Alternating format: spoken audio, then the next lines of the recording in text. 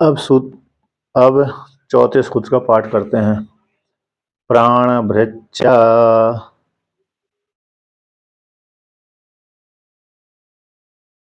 तो यहाँ पर सूत्रकार कहते हैं कि प्राण को धारण करने वाला जीवात्मा भी द्युभुवादि से उपलक्षित संपूर्ण जगत का आधार नहीं हो सकता।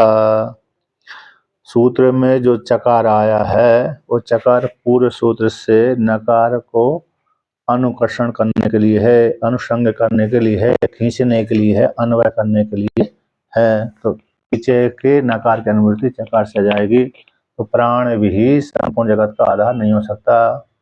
जैसे पूर्व में के सूत्र में न अनुमानिकम न अनुमानम अतः शब्दा सूत्र के द्वारा सिद्ध कर दिया कि प्रधान प्रकृति जगत का कारण नहीं हो सकती, उसी प्रकार से जीव भी जगत का कारण नहीं हो सकता। यद्यपि ही पूर्व मीमांसक जीवात्मा को जगत का कारण मानते कर्म के माध्यम से कर्म प्रधान विश्व रचिता का जोजस करे सो तत्फल चाका ऐसी आती है। तो इस रामायण की चौपाई के अनुसार अथवा पूर्व मीमांसा के सिद्धांत के अनुसार जीवात्मा तो जीव विशेष जीव जगत कारण होता है, ऐसे जो मानते हैं यहाँ पर उसका खंडन कर दिया। पूर्व मीमांसा का खंडन कर दिया कि जीव जगत का आधार नहीं है बल्कि परमात्मा ही जगत का आधार है। अब कहते हैं क्योंकि तम एव एकम जानता आत्मानम, इसमें जो आत्मा शब्द आया है या सर्वज्ञ सर्वित इत्यादि आया है वह सर्वज्ञ पद समान अधिकरण आत्म शब्दवाची है या सर्वज्ञ सर्वित है। जो सर्वज्ञ है वो सर्वित है, एक ही, और यह जो सर्वज्ञ है वो सर्वित है। इसमें जो सर्वज्ञ शब्द है, सर्वित शब्द है, यह शब्द है वो आत्मा का वाचक है समान अधिकरण के माध्यम से, जीववाचक नहीं है। तो आत्म शब्द है, आत्म शब्द ब्रह्म का वाचक है। इस हेतु से ब्रह्म ही जगत का कारण है, आधार है, जीवात्मा नहीं है। तो यद्यपि प्राण भृतो विज्ञानात्मना आत्मत्वम चेतनत्वम च संभवति, यद्यपि प्राण को धारण करने वाला विज्ञानात्मा जीवात्मा का आत्मत्व और चेतनत्व संभव है, तथापि उपाधि परिच्छिन्न विज्ञानस्य सर्वज्ञत्वादि असमवे सति अस्माद् एव अतच्छब्दात् प्राणभृत् अपि न द्युवादि आयतनत्वेन आश्रयितव्यः। कहते तथापि फिर भी उपाधि से परिच्छिन्न जीवात्मा का सर्वज्ञत्वादि धर्म उसमें संभव नहीं है। जीवात्मा एक देश को जान सकता है, संपूर्ण देश को नहीं जान पाता। ऐसे इस पृथ्वीलोक के विषय को जानता है, स्वर्गलोक के विषय को नहीं जान पाता, ब्रह्मलोक के विषय को नहीं जान पाता। इसलिए प्रत्येक प्राणी की क्रिया को नहीं जान सकता। तो इसलिए उपाधि से परिच्छिन्न जीवात्मा का सर्वज्ञत्व सर्वज्ञत्व और सर्ववित्त आदि संभव नहीं है। इसी कारण से और अतः शब्द के द्वारा खंडन कर दिया। अतः शब्द रूप हेतु के माध्यम से वेद ने इस प्रकार से जीवात्मा का प्रतिपादन नहीं किया कि जीवात्मा जगत का कारण है, आधार है, बल्कि ईश्वर को ही सिद्ध किया है शास्त्रीय इत्यादि सूत्र के माध्यम से। यतो वै इमानि भूतानि जायन्ते येन जातानि जीवन्ति यत् प्रन्ति अभिसंविशन्ति इत्यादि श्रुतियों के माध्यम से जीवात्मा को जगत का आधार नहीं माना बल्कि परमात्मा को जगत का आधार माना है। इसी प्राणभृत भी जो प्राण को धारण करने वाला जीवात्मा भली आत्मा है और चेतन है, तो भी द्यू आदि का आयतन रूप से आधार रूप से स्वीकार नहीं करना चाहिए, नहीं स्वीकार किया गया श्रुति के द्वारा। न च उपाधि परिच्छिन्नस्य अविभव प्राणवत् द्युवादि आयतनत्वम सम्यक सम्मति। कहते हैं उपाधि से परिच्छिन्न जीवात्मा का जो विभू नहीं है, ऐसे जीवात्मा का प्राणवृत्त का, क्योंकि जीवात्मा अपने को व्यापक नहीं मानता, इसलिए ऐसे अपने को तो जीवात्मा सामान्य व्यक्ति जीव अपने को क्या मानता, मैं तो परिच्छिन्न हूँ। ऐसे प्राण को धारण करने वाले जीवात्मा द्विवादी का आयतन आधार सम्य रूप से संभव नहीं है। अब पूर्व पक्षी यहाँ पर प्रश्न करता है कि ननु न अनुमान प्राण वृत्तौ अतः शब्दात् इति एकमेव सूत्रम किमर्थम न कृतम वह निराश हेतुर एकत्वात् इति अतः। कहते हैं अनुमान न अनुमानम प्राण वृत्तौ, तो अनुमान और प्राण को धारण करने वाला जीवात्मा जगत का आधार नहीं हो सकता है। सांख्यों के द्वारा परिकल्पित प्रधान प्रकृति और जीवात्मा जगत का आधार नहीं हो सकते, क्योंकि वेद के द्वारा उसने प्रतिपादन नहीं किया गया।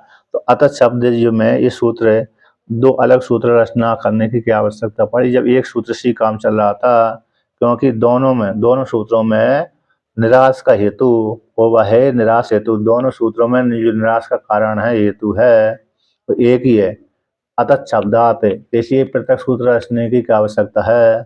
तो कहते हैं पृथक योग कर्णम उत्तरार्थम, तो पृथक अलग अलग सूत्र की जो रचना की है आगे को स्पष्ट करने के लिए, सरलता को दिखलाने के लिए।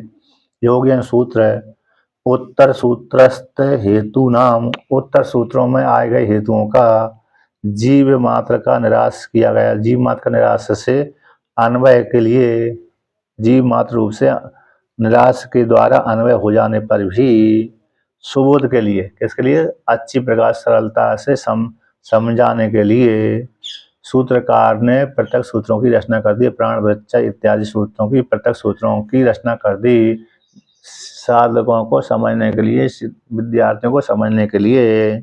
इस प्रकार से तान हेतुन आकांक्षा द्वारण व्याचष्टे, और किस हेतु से जीवात्मा जगत का कारण नहीं हो सकता, उन हेतुओं को आकांक्षा पूर्वक खत्म करते हैं। कुतच्च न प्राण द्विवादी आतंकन आश्रितव्य, और किस हेतु से प्राण भृत जीवात्मा जगत का आधार रूप से स्वीकार नहीं किया जाता।